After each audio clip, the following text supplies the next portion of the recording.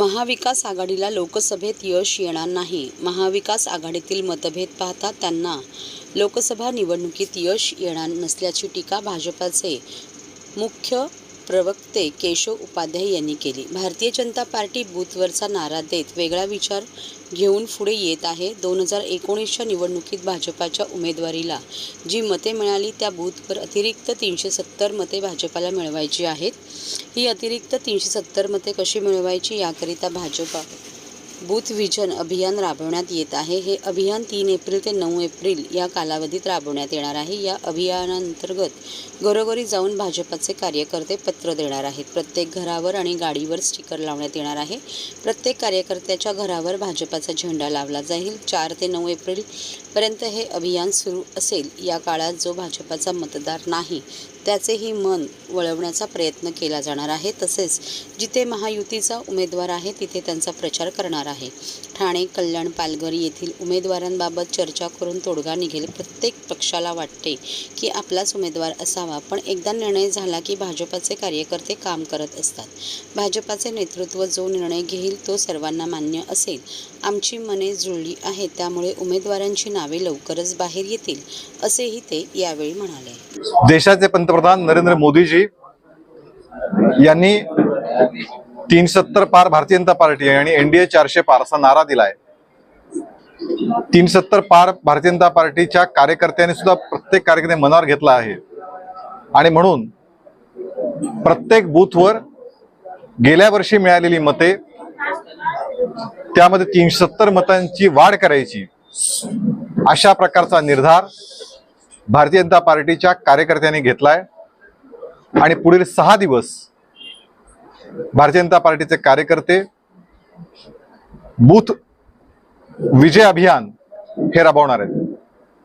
Booth विजय अभियानचं कन्सेप्टच ही आहे, कल्पनाच ही आहे की प्रत्येक बूथवरती गेल्या वर्षी 2019 मध्ये मिळालेली मतं त्याच्यामध्ये 370 मतं वाढवायची आणि जिथे भारतीय जनता पार्टीचा उमेदवार आहे तिथे भारतीय जनता पार्टी आणि महायुतीचा उमेदवार आहे तिथे महायुतीच्या उमेदवाराच्या विजयासाठी प्रयत्न करायचे. यासाठी वेगळे प्रयत्न केले जातील.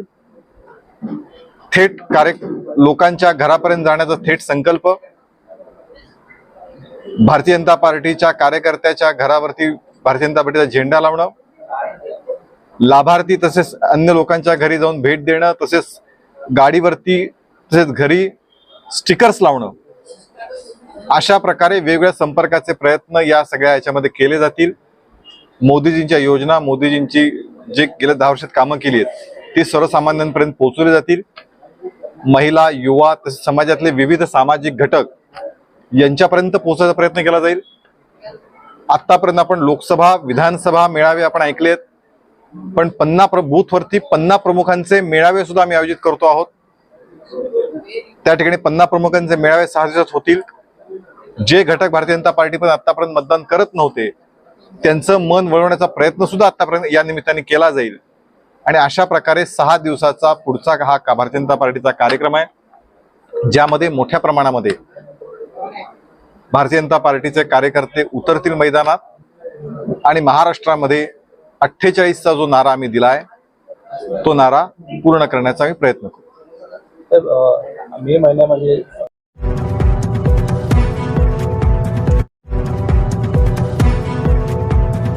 सर्व नागरिकांना आवाहन करण्यात येत आहे की सध्या डासांमार्फत पसरणाऱ्या डेंग्यू या आजाराचा प्रसार रोखण्यासाठी प्रत्येकाने पुढील प्रमाणे कार्यवाही करावी.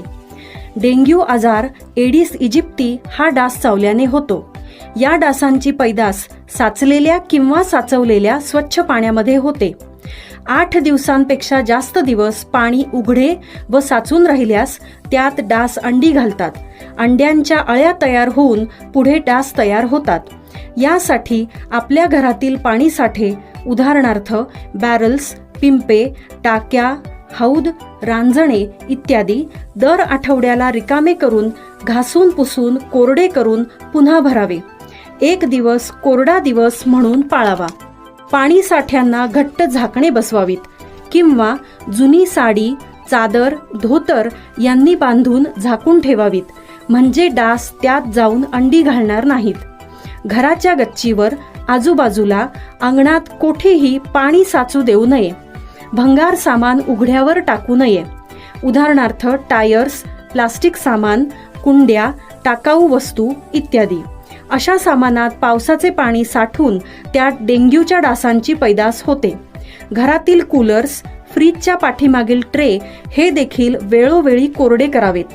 लक्षात ठेवा, नुसत्या फवारणीने डास घनता कमी होत नाही, तर त्यासाठी डास पैदास ठिकाणे नष्ट करणे ही आपल्या सर्वांची जबाबदारी आहे. कोणताही ताप अंगावर न काढता जवळच्या शासकीय रुग्णालयात मोफत औषधोपचार घ्या. अशा प्रकारे नागरिकांनी सहकार्य केल्यास डेंग्यूचा प्रसार रोखणे सहज शक्य आहे.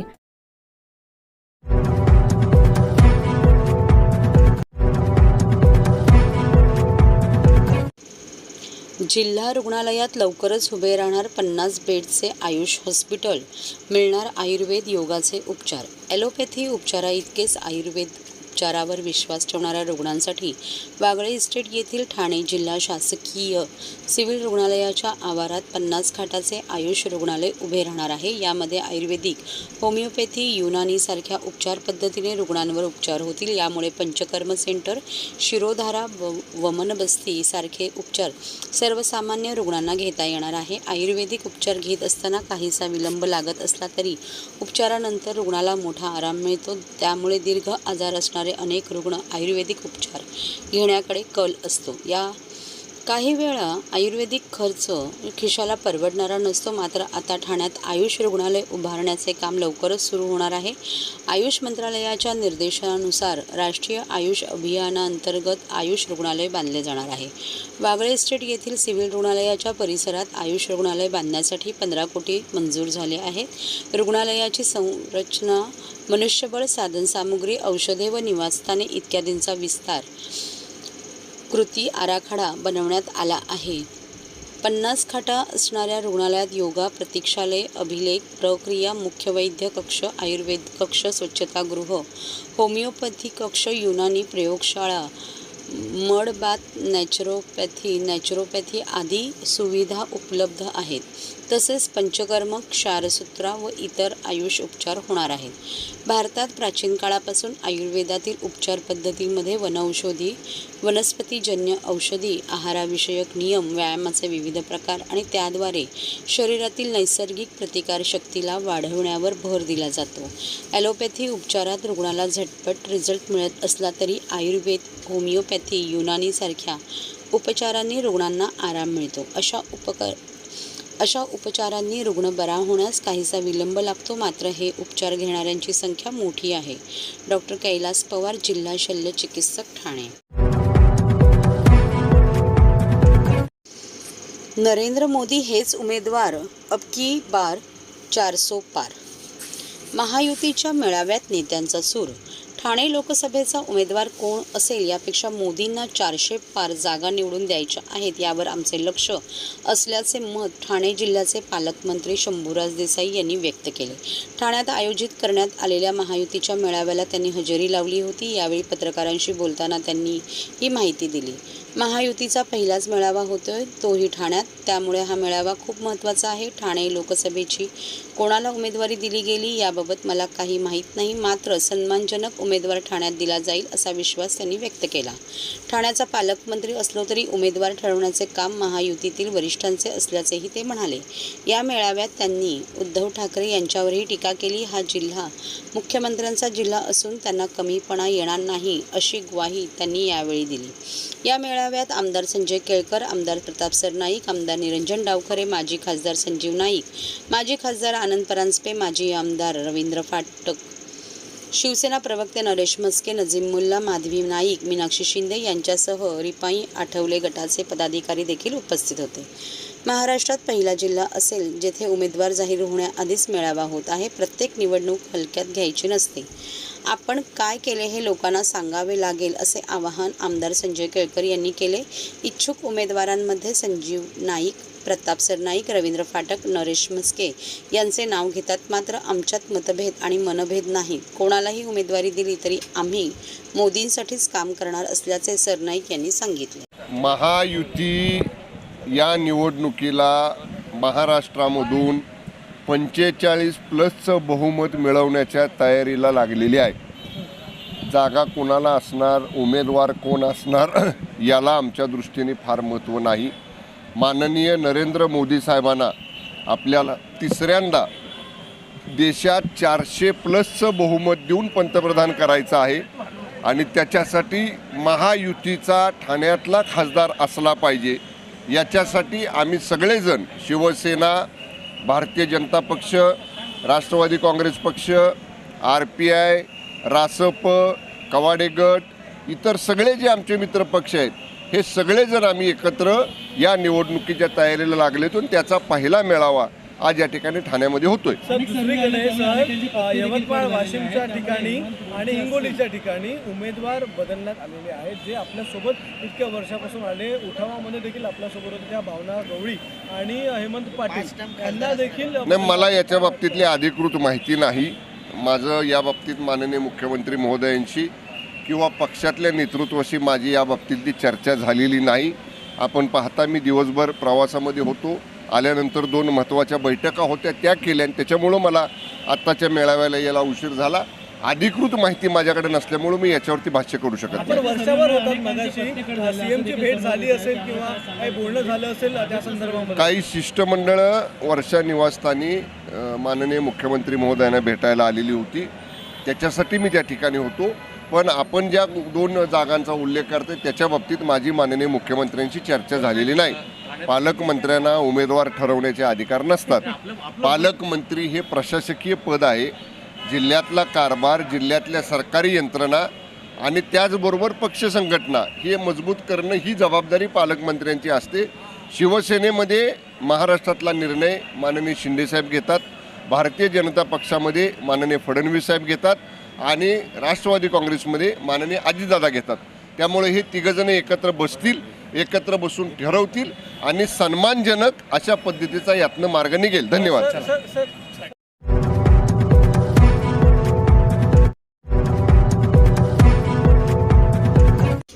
ATMची सेवा होणार सुपरफास्ट. लवकरच 886 कंत्राटी वाहकांची मेगा भरती. परिवहन 37,89,00,000 मोजणार. ठाणे परिवहन सेवेच्या ताफ्यातील बसेसची संख्या वाढल्याने या बसेसचे संचलन करण्यासाठी वाहकांची संख्या अपुरी पडत आहे. यासाठी कंत्राटी पद्धतीने वाहक घेण्याचा निर्णय परिवहनकडून घेण्यात आला आहे. एकाच कंत्राटदाराकडून 486 कंत्राटी वाहक घेण्यात येणार असून 3 वर्षासाठी संबंधित कंत्राटदाराला 37,89,00,000 रुपये मोजावे लागणार आहे. टप्प्याटप्प्याने हे कंत्राटी वाहक परिवहनमध्ये दाखल होणार आहेत. ठाणे परिवहनाच्या इलेक्ट्रिक बससह AC बसही येत आहेत. सध्या परिवहनाच्या ताफ्यात 424हून अधिक बसेस असून प्रत्यक्षात रस्त्यावर 360 बसेस सुरू आहेत. काही बसेस तांत्रिक कारणामुळे रस्त्यावर आणता येत नसून यामागील कारण म्हणजे बस वाहकांची अपुरी संख्या. परिवहनामध्ये जवळपास 150 ते 200 वाहकांची कमतरता जाणवत आहे. हे वाहक भरण्यात आले तरी आणखीन 65 ते 70 पहिल्या टप्प्यात 25 वाहक येणार असून त्यांचे प्रशिक्षणही घेण्यात येणार आहे. तर दुसऱ्या टप्प्यात 37 वाहक दाखल होणार आहेत. त्यांचेही प्रशिक्षण लवकरच होणार असल्याची माहिती परिवहन प्रशासनाने दिली. प्राप्त निवेदनानुसार messrs GA Digital Web World Private Limited Goregaon Mumbai यांनी प्रति कर्मचारी दिलेला मासिक दर कामगार आयुक्तांच्या कार्यालयाकडील सद्यस्थितीत लागू केलेले विशेष भत्त्याच्या प्रचलित दराप्रमाणे आहे. निवेदित व वाटाघाटीनंतर सादर केलेले दर स्वीकारण्यात आले आहेत. त्यानुसार 3 वर्षाकरिता 37,89,28,368 रुपये खर्चाला मान्यता देण्यात आली आहे. बसेस रस्त्यावर चालवणे शक्य होणार आहे. TMT बसेसच्या संचलनासाठी कंत्राटी वाहक घेतले जाणार असून हे सर्व वाहन एकाच कंत्राटदाराकडून घेण्यात येणार आहे. यासाठी परिवहन प्रशासकाकडून निविदा मागवण्यात आली होती. या निविदेनुसार GA Digital Web World Private Limited Goregaon Mumbai 65 या कंत्राटदारांची निवड करण्यात आली आहे. या कंत्राटदारांच्या माध्यमातून टप्प्याटप्प्याने 486 वाहक TMTच्या सेवेत दाखल होणार आहेत.